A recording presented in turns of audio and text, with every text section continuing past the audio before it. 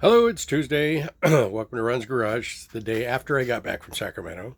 Got something, got something in the mail today. I want to share with you. It's kind of an unexpected find, and I'm glad I found it. Also, this morning I had to go and pick up all the stuff that everybody called me to do refurbs on. So, from one high school in LA, I picked up 5 trombones. So one of those will be a paid for restoration. The other 3 I'm volunteering to restore for the district because even though the LAUSD repair department won the Oscar last year for a small documentary, they fix, repair, and make the instruments functional, but they don't beautify them. And so I've agreed to volunteer my time and skills to a few of the schools to refinish their trombones because they have some that are really old, like we're talking the 50s. And they'd like their kids to have some nice looking horns because kids like pretty horns.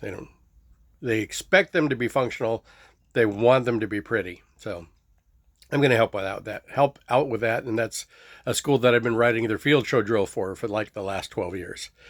So I'm doing this as a favor to the band director. The other 2 horns that I picked up are from a gentleman from Australia that bought an Olds Ambassador from me. He's an Olds fanatic, loves Olds.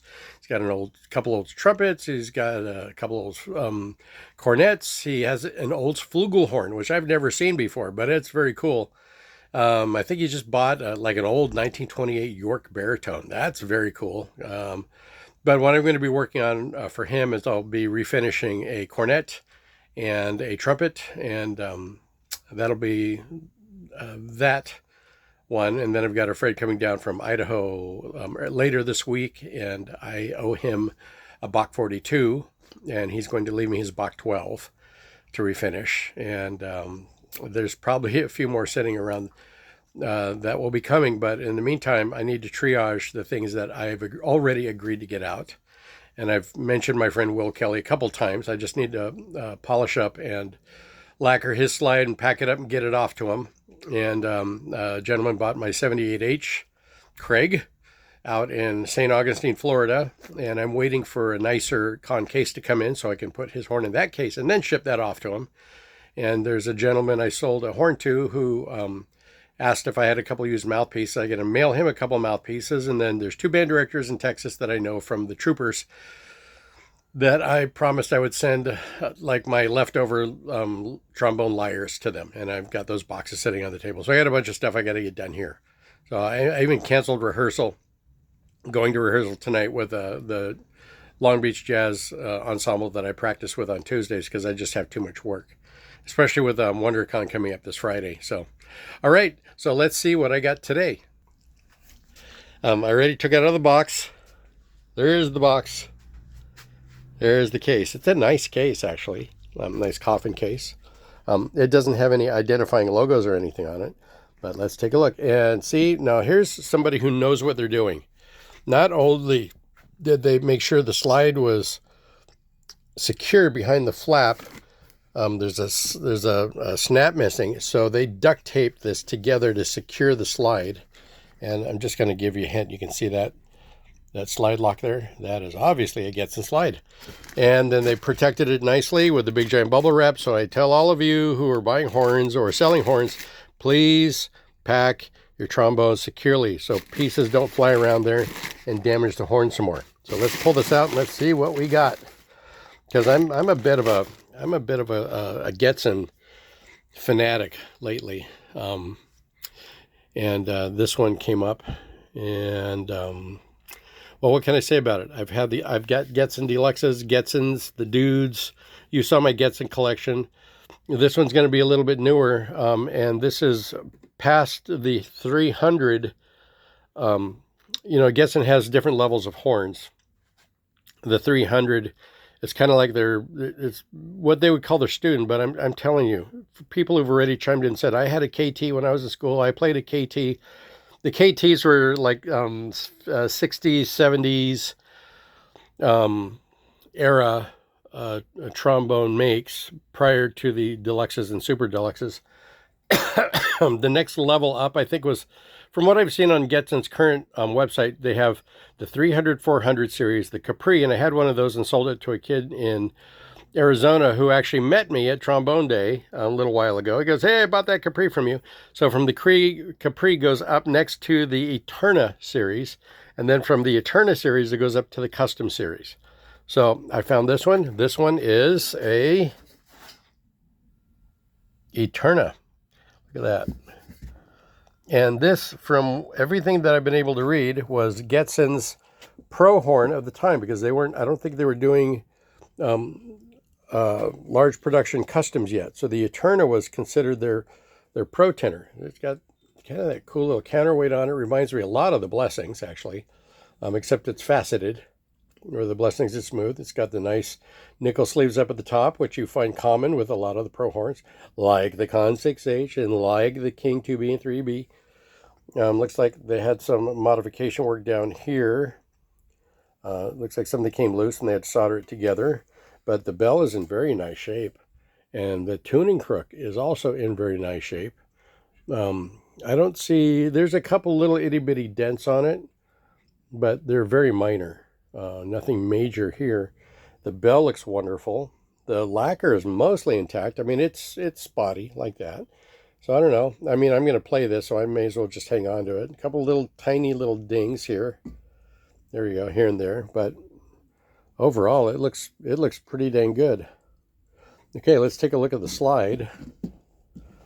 So I'm trying to point the phone with one hand and operate all this other stuff with the other hand. Okay, here we go. Let's see. All right. Okay, I'm going to have to glue some of that case back. Case in place. Let's see what we got here. Okay, okay, here we go. Came loose. All right, now let's look at the slide. And of course, this is pretty characteristic of the Getsons. They use the Amato spit valves. I need to put a new bumper on this one. This looks like the original bumper. I mean, look at that.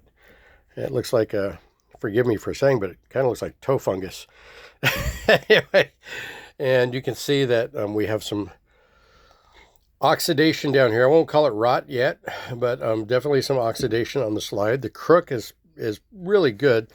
I'm guessing that this might be a little ding right there. This might be a lightweight crook because you don't see the nickel ferrules here. This is all part of one piece, which is kind of common when you're trying to keep the slide light. And then we come up here and we see the nickel sleeves. We see this. Nickel sleeves up here, like the, what? Like the Con 6H has, okay, and also the Reynolds and some of the other pro horns up here. So the nickel up here, the nickel here. So nickel's all in the right place. No nickel in the crook. And everything looks pretty dang good, actually. And let's see. So this, let's do the test. Very smooth. It drags just a hair, but I'm sure that's just some alignment. So this is in pretty good shape. Now this does not, I will tell you, this does not feel like a lightweight slide. Okay, my Getson Super Deluxe, that feels like a lightweight slide. This feels like, well, both of it, the inner and outer. This feels very substantial, a little hefty, actually. Hefty. Okay, so let's get this put back in here. And let me get this up there. I'll replace the snaps and straps because I carry bits and pieces for case repair. Anything hidden in the secret compartment. Oh, look, there's a Getson mouthpiece. I've got two others like this. I didn't know what it was because it wasn't marked. And then I got one that said Getson on it. And this one says nothing. But I know it's Getson because if you look at the design, this right here and this little edge up here, this is Getson. Nobody else does this, just Getson. So this is, without a doubt, a Getson mouthpiece. We'll polish that up. Anyway, so there's that. And that's what we got. Now, I'm going to go grab the keys, and I'm going to pause this, and I will take you out to the car, and I'll show you what I have in the car. I'm not opening these cases up. I'm just going to show you what I have loaded in the car, and then that'll end this little segment. Okay, hang on.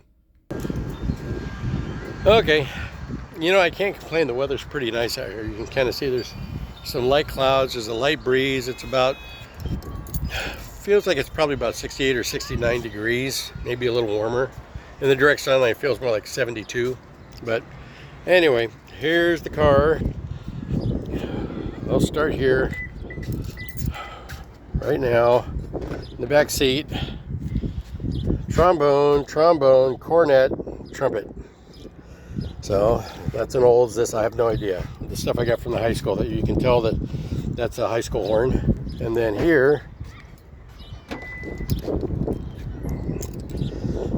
trombone. These green cases, I'm pretty sure these are Bundy's, because I don't know, I haven't seen any other trombone maker use a green case except Bundy.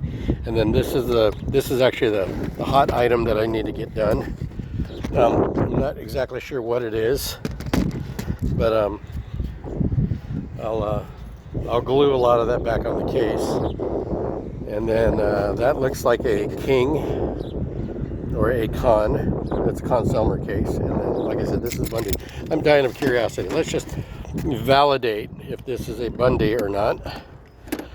Yep, yeah, it says right there Bundy. Let's look what's inside. Wow, no, it's a king. Look at that. Looks mostly like a 606, but there's like zero lacquer on this. So yeah, and I'm gonna have to put a shim here to hold that in and glue these parts in.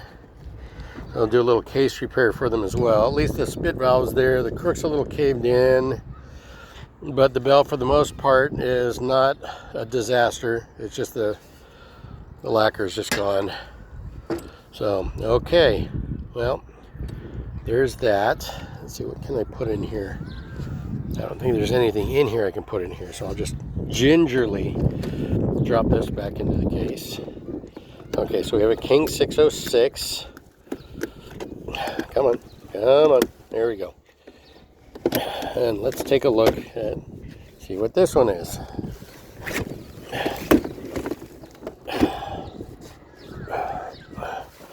This is I wouldn't be surprised it's the same thing. It's the same thing in the same condition. So yeah, no lacquer. It looks like a lot of the Yamahas. Oh, it looks like the bell's been, I'm gonna have to straighten that out as best as I can, but you can see the ruffle there from the collapse. But yeah, another 606. And these are really good horns. Like I said, I got one in the garage. I played them, they're very nice. They respond well.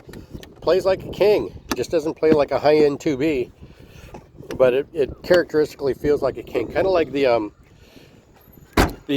Cleveland Superiors. I did a video a long time ago. I don't even know if it was a video, but I did a comparison on a bunch of student horns that I posted. And I did photographs of each of their tuning slides, their logos and counterweights, and did play comparison. And I discovered my two favorite playing horns amongst all the student horns. And I did a Cleveland Superior, an Olds Ambassador, a Martin Indiana, Reynolds Medalist. Now, I later found out that my Medalist had an air leak and it didn't play as well as I thought, but once I fixed that, that thing's pretty awesome. And a Bisher, I believe there was a Bisher, it might have been like an old aristocrat or something. Oh, it was an Elkhorn. It was an Elkhorn, and I think I did an elk heart, but nevertheless, my two favorite playing student horns were the Cleveland Superior and the Olds Ambassador. They had just the most solid feel to them. They had the best response and the nicest tone. So, and as I mentioned in an earlier video, I saw an old catalog for H.N. White. The 2B was their pro horn, the Cleveland Superior was their intermediate horn or their budget pro horn, and then the American Standard was their student horn, H.N. White American Standard. So if you see a Cleveland Superior, that's a good horn. Anyway, that's this segment. Thanks for watching, and stay tuned for more.